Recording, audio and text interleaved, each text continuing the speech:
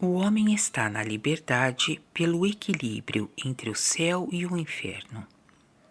Acima tratou-se do equilíbrio entre o céu e o inferno e mostrou-se que esse equilíbrio é o equilíbrio entre o bem que provém do céu e o mal que procede do inferno. Assim, é o equilíbrio espiritual, que em sua essência é a liberdade.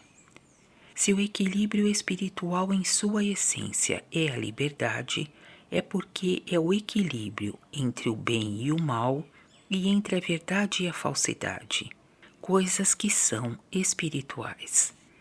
Por isso, ter a possibilidade de querer ou o bem ou o mal e pensar ou a verdade ou a falsidade e escolher de preferência ao outro é a liberdade de que se trata aqui. Esta liberdade é dada pelo Senhor a todo homem e nunca lhe é tirada. Na verdade, por sua origem, ela pertence ao Senhor e não ao homem, porque ela vem do Senhor. Contudo, é dada ao homem com a vida, como sendo dele. E assim é para que o homem possa ser reformado e salvo, porque sem liberdade não há reforma alguma, nem salvação alguma.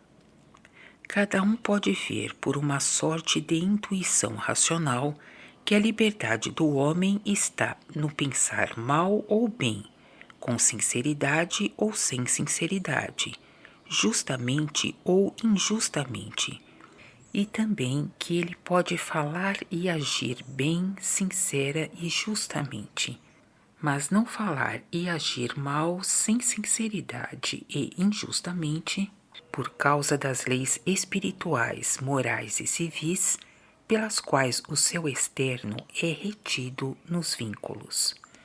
Assim, pois, é evidente que o espírito do homem, que é quem pensa e quer, está na liberdade, mas não o externo do homem, que fala e age, exceto se agir de acordo com as leis espirituais, morais e civis, como acima se disse. Que o homem não pode ser reformado se não tiver em si a liberdade, é porque ele nasce nos males de todo gênero, que devem, contudo, ser afastados a fim de que ele possa ser salvo. E eles não podem ser afastados se ele os não vê e reconhece em si, e depois cessa de os querer e finalmente tem aversão por eles. Então eles começam a ser afastados. E isto não pode ser feito se o homem não estiver tanto no bem como no mal. Com efeito, pelo bem ele pode ver os males, mas não pode pelos males ver os bens. Os bens espirituais que o homem pode pensar, ele aprende desde a infância pela leitura da palavra e pela prédica. Os bens morais e civis ele aprende pela vida no mundo. Eis a primeira razão por que o homem deve estar na liberdade.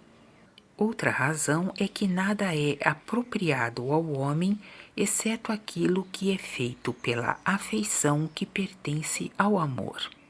Todo o resto pode entrar, é verdade, mas não vai além do pensamento e não entra na vontade. E o que não entra até a vontade do homem não se torna propriedade sua, porque o pensamento tira o que lhe pertence da memória, mas a vontade tira o que lhe pertence da vida mesma. Nunca há liberdade alguma que não venha da vontade, ou, o que é o mesmo, da afeição que pertence ao amor. Porque tudo o que o homem quer ou ama, ele o faz livremente. Daí resulta que a liberdade do homem e a afeição que pertence ao seu amor ou à sua vontade são um. Por isso é dada ao homem a liberdade para que ele possa ser afetado pela verdade e pelo bem ou amá-los. e assim a verdade e o bem possam ser como coisa própria. Em uma palavra, tudo o que não entra no homem em liberdade não fica, porque não pertence ao seu amor ou à sua vontade. E as coisas que não pertencem ao amor ou à vontade do homem não pertencem ao seu espírito, pois o ser do espírito do homem é o amor ou a vontade. Disse amor ou vontade, porque o que o homem ama, ele o quer. Tal é, portanto, a razão pela qual o homem só pode ser reformado na liberdade. Mas nos arcanos celestes encontram-se mais pormenores sobre a liberdade do homem, nas passagens citadas adiante.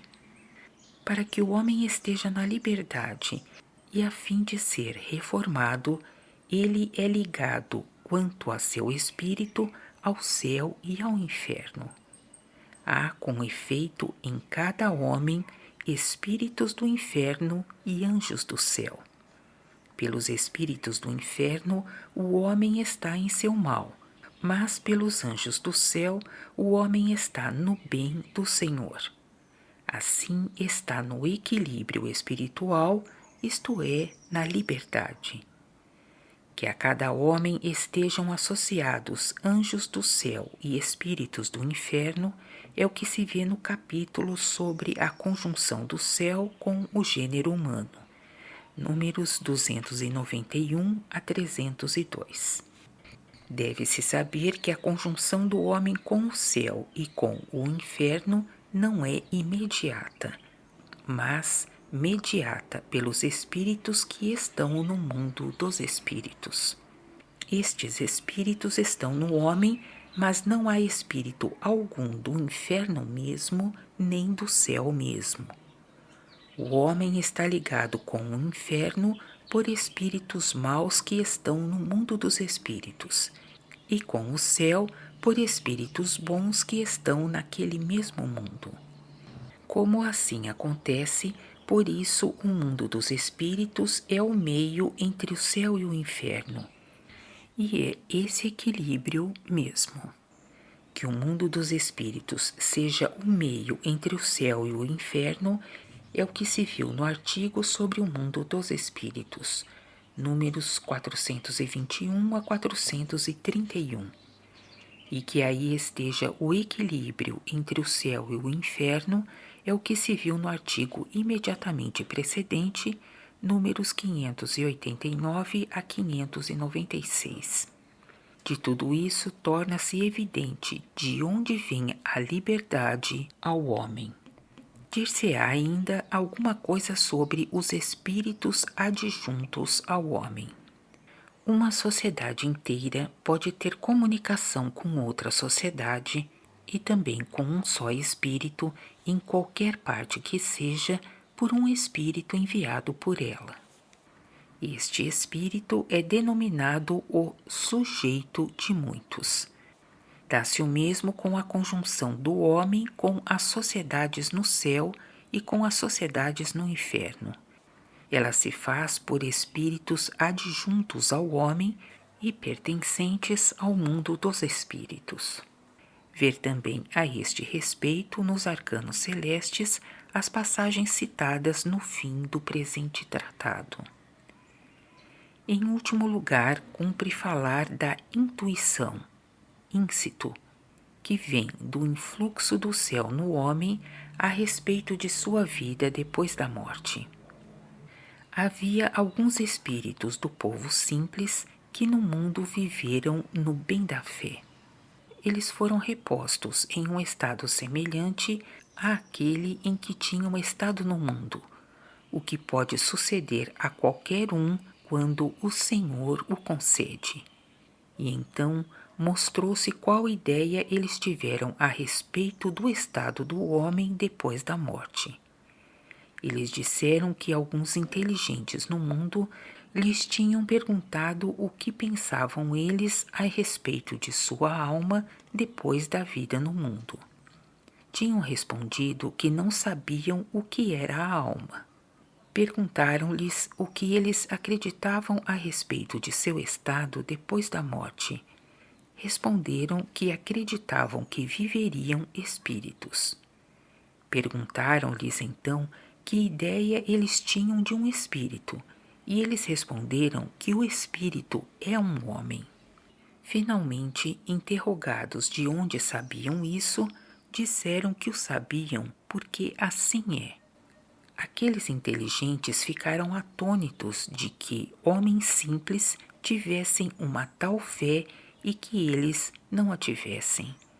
É isto uma prova de que em todo homem que está em conjunção com o céu há um íncito ou intuição a respeito de sua vida depois da morte.